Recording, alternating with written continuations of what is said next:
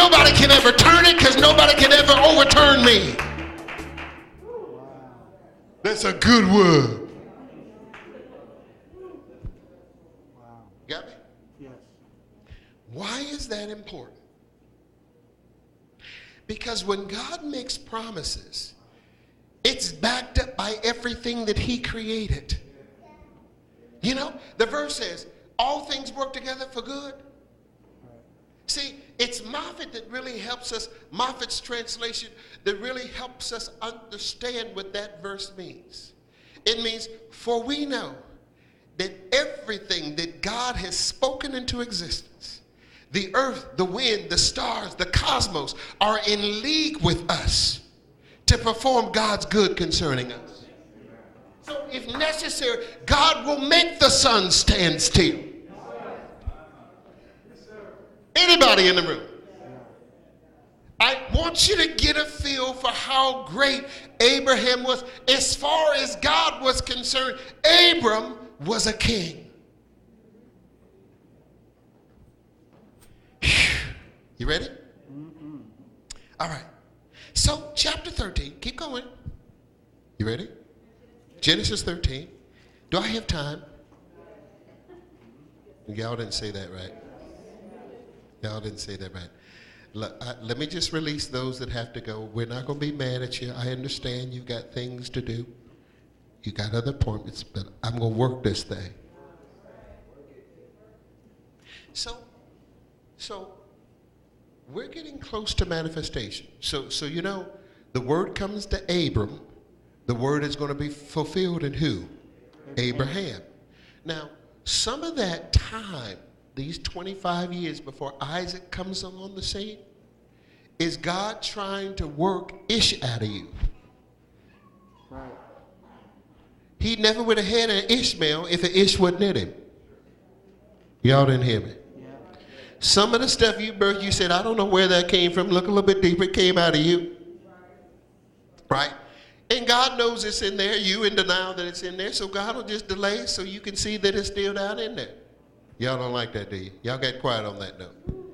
You look back in Genesis chapter 2 after the fall. Where did the thorns and thistles come from? They were already in the earth. They just didn't show up yet. There are thorns and thistles in you. They ain't showed up yet. Just let the right person step on you. We'll see the thorn.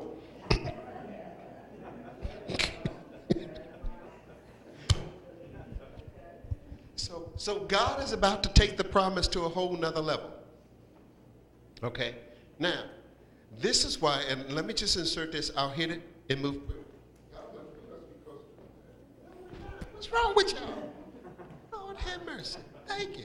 Now, listen. This is what happens when you get close to manifestation time.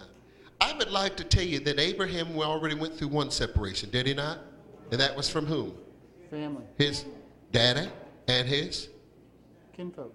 Kinfolk and his? Country. Well, I would like to tell you that's all the separating you're going to have to do. That's not right. Because he's about to hit another separation. And this one is concerning Lot. Right? Right. And this one is about God saying, if I bless you again, I legally have to share it with Lot too. I don't really want Lot to have it like this. So let me cause a little disruption between Lot's herdsmen and Abraham's herdsmen. See, God is the author of some of that stuff. Some of that stuff you're trying to rebuke in Jesus' name ain't going nowhere because Jesus did it. Who y'all mad at me when I say that? God is not the author of confusion. How many times have you been in confusion? And he wrote the book. God don't do that kind of stuff. God, well, you go back and look at the thing between Ahab and Jehoshaphat, and God said to all of the hosts, look, how are we going to persuade Ahab to go up and do this thing? And somebody spoke up and said, I'll go and I'll be a lying spirit in the mouth. God said it. Yeah. Oh, Lord. Why are they so quiet? Did I say something wrong? Not yet? Okay, you help me. So God stirred up this strife between them to make Lot separate himself. All right? And then after Lot separated himself, we really find that Lot had an appetite for Sodom and Gomorrah. Right? So you don't know what's in the lots. Right? Because they ain't going to come up and tell you, I'm a dog and I'm going to steal your car. They'll say right now, let me wax it for you. Okay, but I want you to see this verse, 13, 14. And Abram was pretty messed up about Lot. Because Lot was wealthy and Abram was wealthy.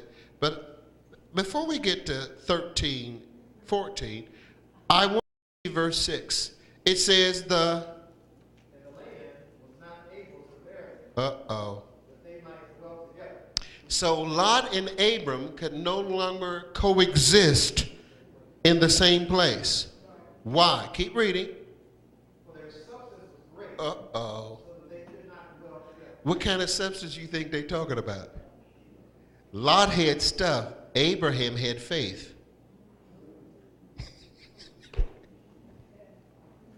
Lot had stuff, that was his substance, but Abraham's substance was faith. You can't hang out in faith with people that just want stuff. Okay. You got me? So they could no longer coexist in the land. So Abraham was believing God and Lot was looking at stuff. Okay. The more stuff he had, the more blessed he felt. And Abraham said, I don't have to have stuff. I got a promise. Okay. Where's my chicken? You gonna get out of the refrigerator? You gotta warm it up now. Man cannot live by bread alone. Put a piece of chicken on that bread. You ready? So 14. And the Lord said to Abram, 14. And the Lord said to Abram, what? And the Lord said to Abram, after. So after Lot was removed, God came back and started talking to Abram again. Lot is in the way of you hearing your next instruction. Are you listening? Lot is in the way of you hearing your next instruction. And here was the instruction. Abraham, you in the right place. All you have to do is look. Lot was blocking your ability to see what you already had. Somebody in the back say Jesus. Anybody excited? Yeah? Now watch this. We keep going. So God said, look, do what?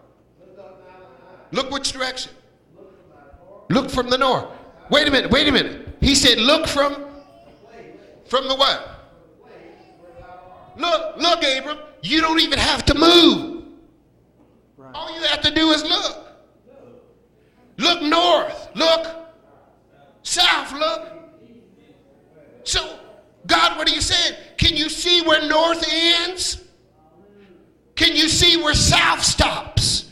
Do you know how wide east is? Do you see the end of west? No. If you can't see the end of it, that's how large my promise is to you. It will never end.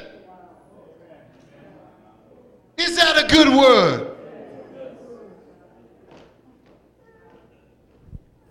Chapter 14. A battle is about to take place. It's called the Battle of the Kings. It's about land. It's about territory. Y'all listening? Yeah. I don't have time to fumble through all the pronunciation of all those names. It's a bunch of them. Shack, Drac, me, Mac, just whatever you want to call them. All right? But here they are, they're joining in battle, and when you get down to it, it's actually 5 kings against 4. Right? The king of Sodom and Gomorrah, verse 8, decided he was going to go out and join the battle, and he loses. In the process, Lot and his family are taken.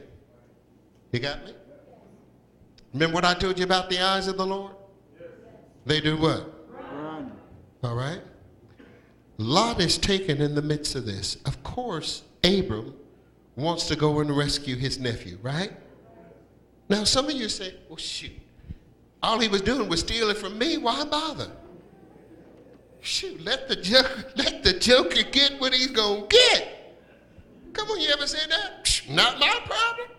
Shoot, they left the blessed place. Go on. Go. Hit your head hard. Go. Not Abram. So the scripture says he goes out with 318 servants that have been trained and raised in his home. Y'all didn't hear that, right? All right, that was verse 14. And Abraham heard that his brother, actually his nephew, was taken captive. He armed his trained servants born in his own house, 318, and pursued them unto. Now, you know he's in a war against kings and kingdoms. He has how many? Does that make any kind of earthly sense to you? His trained servants didn't say they were armed in battle, didn't say they were military expert. They were just trained servants. Trained servants. Oh, I'm about to feel a holler. Guess what they were trained with? Faith. Okay. If they was raised in his house, they got an impartation of what was on him. Give me 318 full of faith against a kingdom any day of the week. 318 faith-bound servants went to battle against kingdoms. And guess what? They won. Now I want to show you why they won. Because the angel of the Lord, the eyes of the Lord, had already engaged in the battle before the 318 got there. Y'all not following me yet. What are you talking about? Well, this is how they show up. You ready?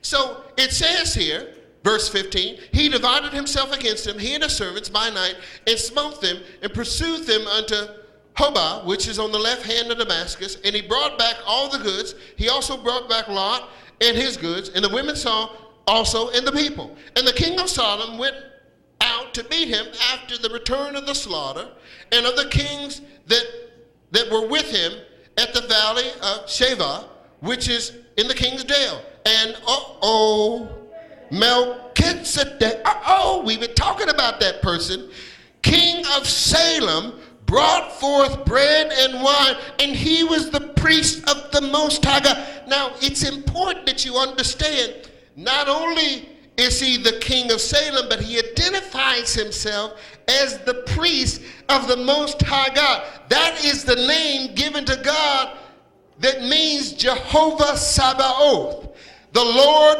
the possessor of heaven and earth, the general commander of the armies of heaven.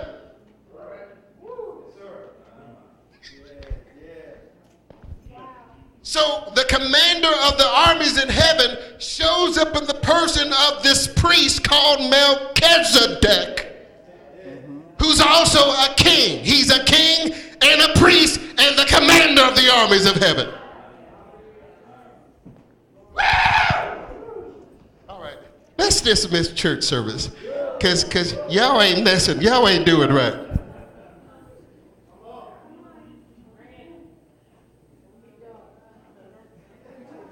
Y'all ain't doing right. I'm preaching better than y'all responding. That's what it is. So I can have my own little thing in the office and run around my desk and just have a,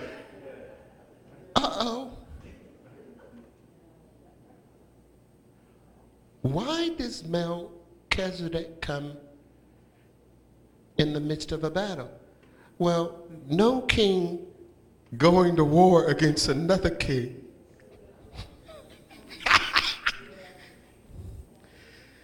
So you just can't have insignificant people in this battle. So a king had to show up to battle with the kings.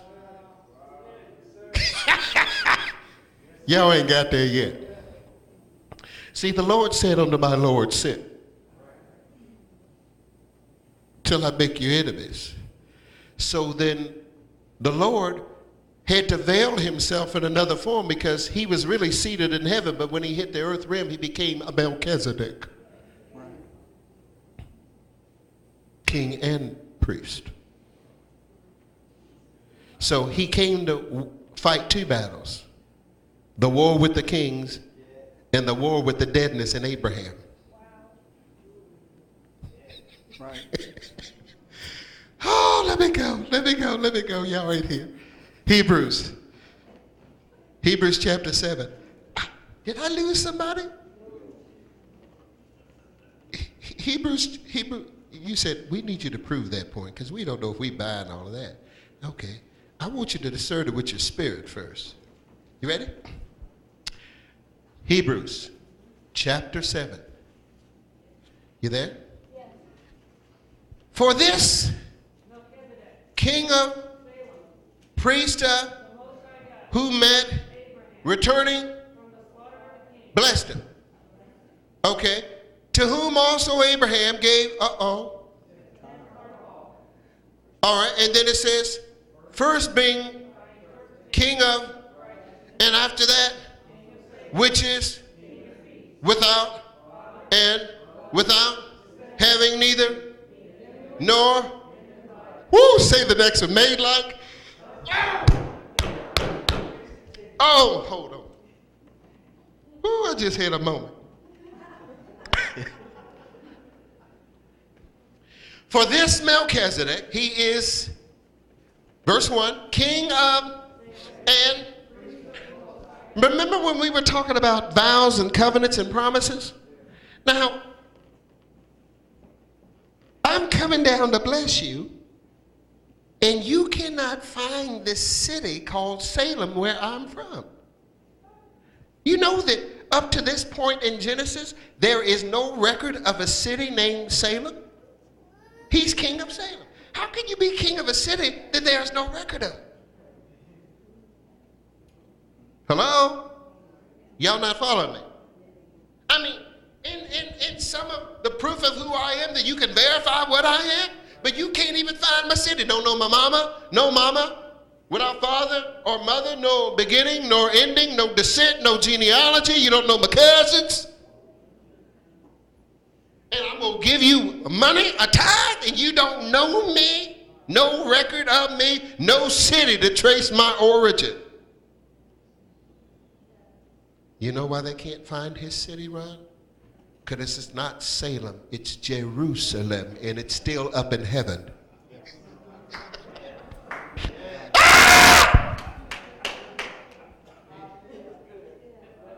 It's not Salem, it's Jerusalem.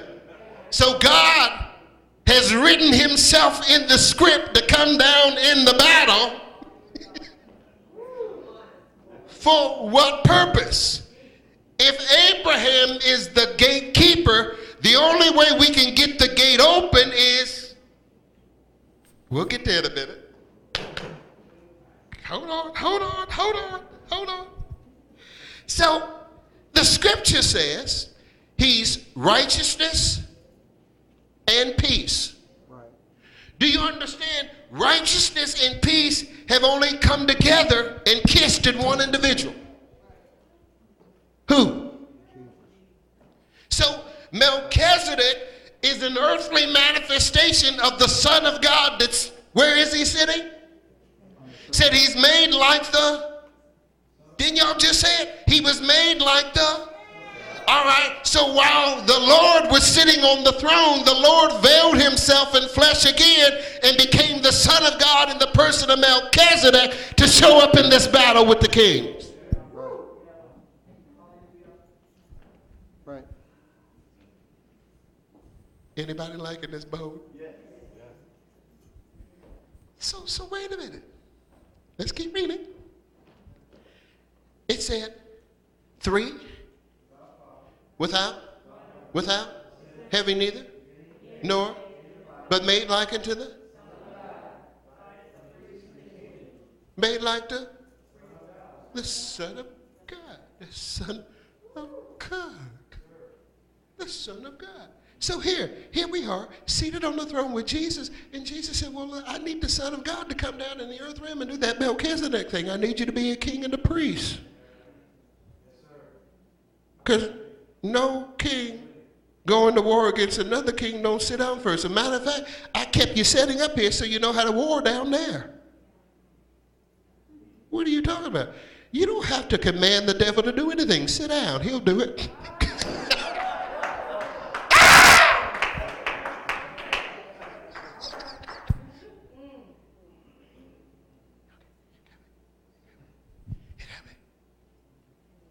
So, as the king, he's commanding all the armies of heaven.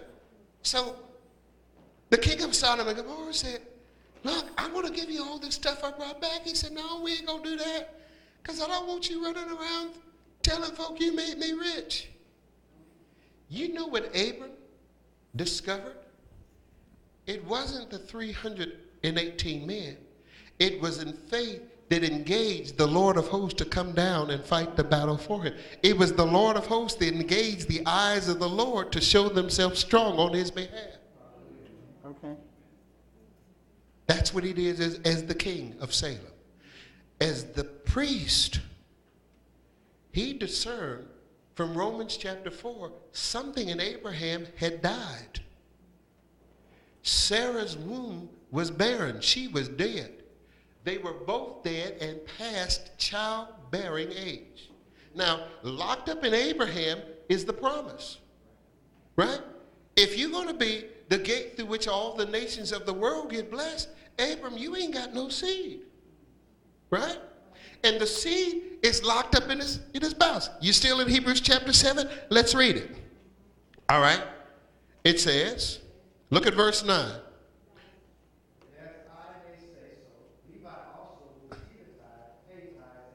For he was where? Now we got Abram. Who's in his loins? Isaac. Who's in Isaac? Jacob. All right, and then Jacob was Levi. So here is Levi in the loins of the great-great-grandfather when Melchizedek showed up and gave them the Lord's Supper. It activated everything that was in him that had died. That's what I say. You shouldn't be messing around at the Lord's table, because whatever in you that needs to live will come to life. Whatever's in you that needs to be quickened will be quickened. Whatever in you that is sick is going to be healed when you take up that. Thank you, Prince. Thank you. Thank you. Now watch this. Abraham, remember he is, I define him now as a king. He's also a priest. He's also the gatekeeper. Right. Right? Now, there are things on the inside of Abraham. We just read it. Isaac's in there. Right? Jacob's in there. Levi. Right? The whole Levitical. All of us are in Abraham's loins. But the gate is shut because Abraham is dead. Right? And it's legally got to come through Sarah, not Hagar. You got me thus far? So when Melchizedek brings this bread and wine, it is a shadow of the Lord's Supper. You got me? Yes. Paul said, because you have not rightly discerned the Lord's body. You're weak, you're sick, and you're asleep. Well, he rightly discerned it, and all of a sudden, they both got a little get up and go in their step. Sarah's womb received strength, right? To carry this child. They are past age. You understand that? A miracle has just taken place, but I want you to see something else. It's connected to this tithe. Go to Malachi chapter 4. Woo, I'm getting there. Oh, Jesus. All right. I feel y'all. So we're gonna stop there, and we're going to open up the altar to pray for all the people crossing over from Abram to Abraham. Ready? Malachi, the verse we hate to have read. Malachi chapter 3 and verse 8. It says, absolutely. Sure we will. But see, we think it's connected to money. We rob God of opportunities. We rob God of opportunities to show himself strong on our behalf. So watch this. But you say, well, how have we robbed you? God said you did it in the what? Come on, don't get mad at me. I just want you to hear how this goes. You are cursed with a curse, for you have robbed me, even this whole nation. 10. Now understand, we are before the law. We're before Moses. All right, you'll see it with Abraham. You'll see it with Jacob. So this tithe thing is not about just support of the Levitical priesthood. I want you to see what happens. Bring you all the tithe into the... Now, Melchizedek was who? So what storehouse do you think Abraham was sowing into? So he was sowing into something eternal. You got me? So the storehouse was in the New Jerusalem, where all the promises are settled and finished and established, right? Because there was nobody greater in the earth realm to sow it into. Right. So tithe is always sowed into something greater than you if you want the right harvest back. Uh-oh. Here we go. So bring all the tithes into the storehouse and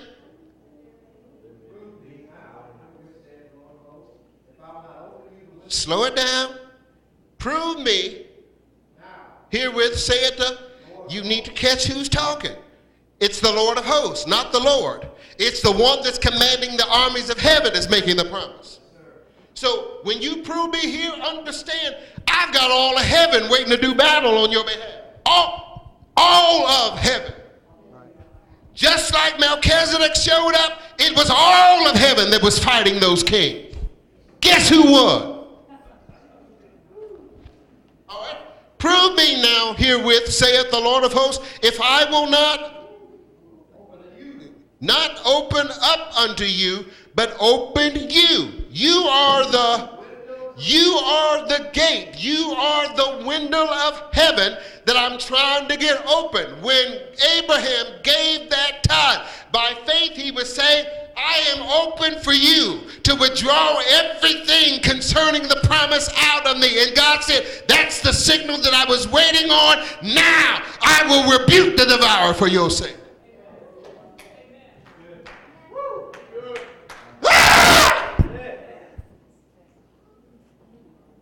So my sowing, my tithing is what gets my gate open. And it then positions God to do battle on my behalf.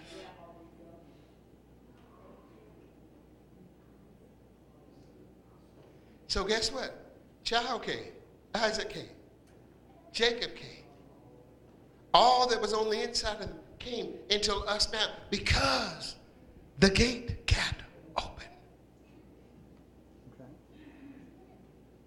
Come on, we're going to stop there. Whew.